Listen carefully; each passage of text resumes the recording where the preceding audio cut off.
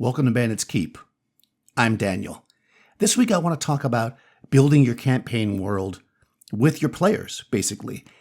I've been playing original Dungeons & Dragons a lot over the course of the last year or so. On this channel, I often refer to Basic Expert or OSE because those are kind of the touch point for a lot of people when they get back into old school gaming. But personally, I've been running a lot of original Dungeons & Dragons.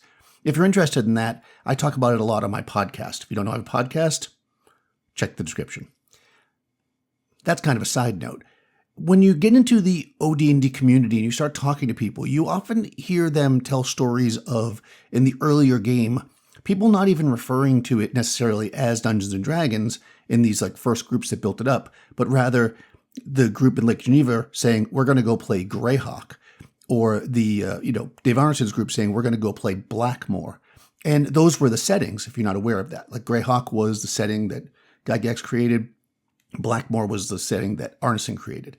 Kind of making it seem like the game of D&D is really based on your setting you're creating. And if we look at the original distribution of the books, you've got your first 3 books with kind of the game, and then you have a supplement called Greyhawk, and that adds things like paladins and thieves.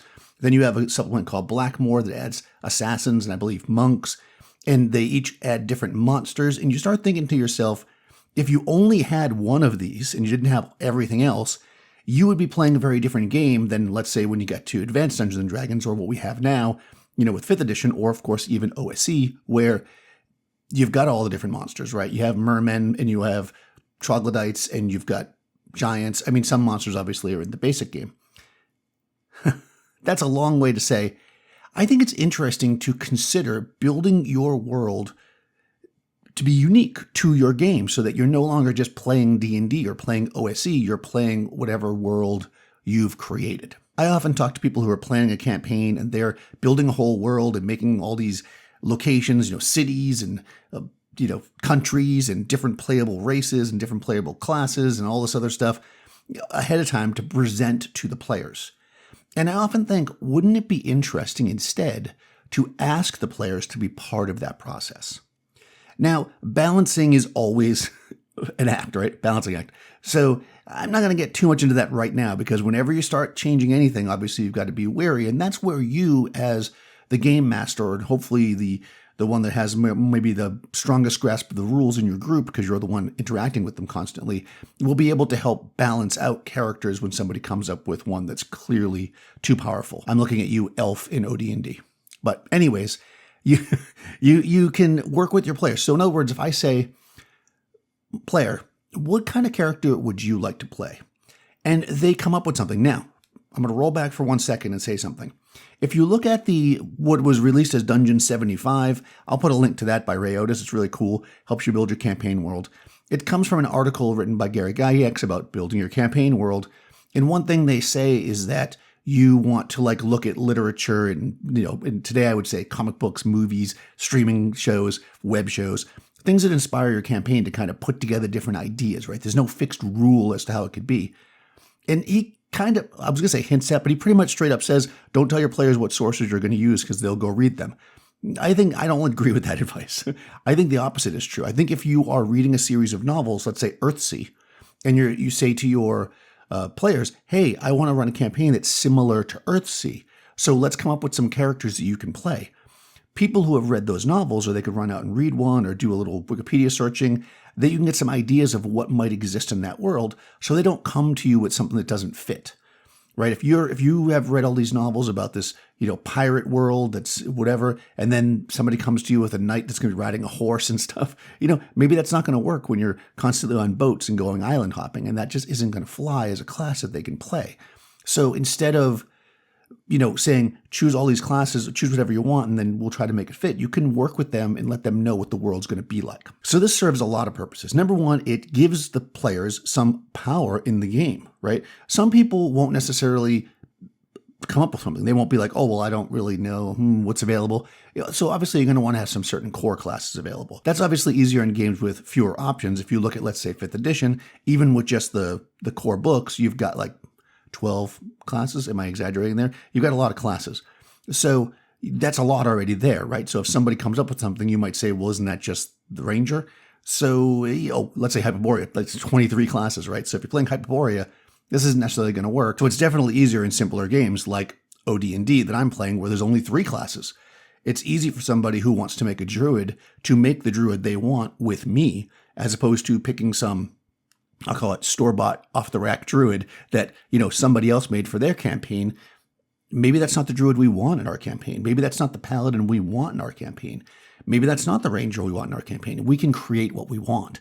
And that's the beauty of this. You can be inspired by other things. There's a wealth of information out there. Obviously, they can try to pull stuff from other systems. It can be a really fun way to engage the players in the world before you start. And what's interesting here is you see people sometimes on Twitter talking about 10-page backstories and players put too much investment. No, use that. So somebody as a player, they're really invested in the game. They want to write about their character.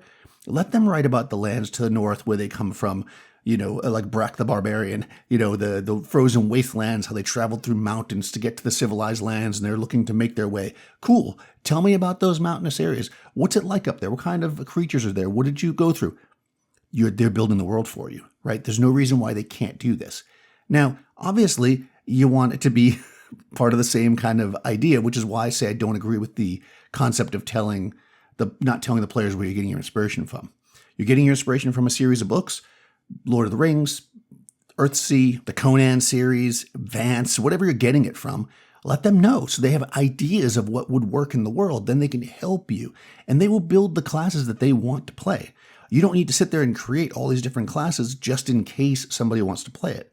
You could even do things like if somebody's been playing like a generic fighter and they've been playing for a while a certain way, you could even sit down with them later and say, your character's been doing this, this, and this. Why don't we adjust your class and call it this, and we'll make that more prominent?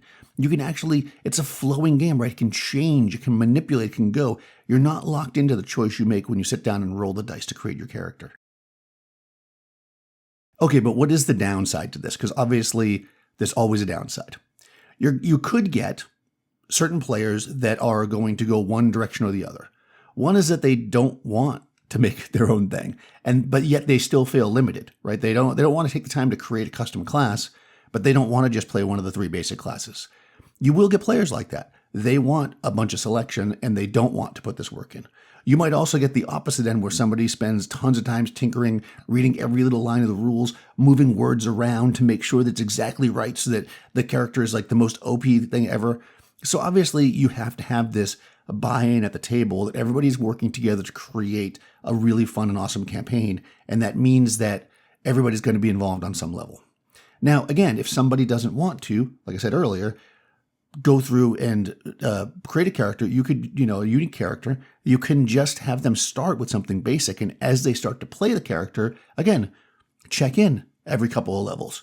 Hey, you've been playing this fighter more kind of like a ranger. Do you want to see how we can make your character more on that line? We can do this or change this, and see if we can get them in the direction they want to go. This way you're making stuff. And of course, any classes that are made, if one player over here creates a druid and then they leave the campaign or that character retires or dies, then if somebody else wants to play a druid, you already have one. If somebody says they're from the far reaches to the north or the islands out to the west or the sky castle, if that's the kind of world you live in, once that's been developed and it exists, other people can play that character class or that character race or species in your game from that point on. You're building your world together. And down the road, you can have a new player join your campaign and see this list of classes, right? And instead of the classes being the standard ones that you see in every D&D game, they're unique. And they might look at you and say, oh, wow, you put a lot of effort into building your world. And you'll say, we put a lot of effort into building the world.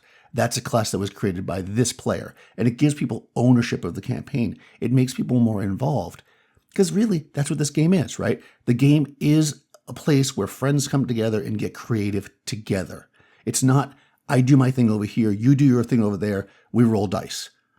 I mean, maybe just for some people, and that's also fine. If you're not into this, there's tons of stuff already available. Obviously, there's tons of books of classes. You can go on DriveThruRPG and buy 100 classes for even your OSE game, I'm sure. But it won't be unique to you. So I think it would be fun to sit down with your players and see if they're interested in this. Even if you just do it for one shot. Hey, everybody make up a character class and we'll run it. Let's see how crazy and OP it is. It probably will be. You're going to get, like I said, having done this, you're going to get two things. Some players are going to make their characters too weak. Some are going to make them too strong. And that's how we learn more about the system. I would love to know if you've done anything like this. I know people are making classes all the time. They talk about it all the time in the Discord server. Link to that in the show notes below. Also, you'll find a link down there to my Patreon if you're interested in supporting the channel. I appreciate it. I'll talk to you soon.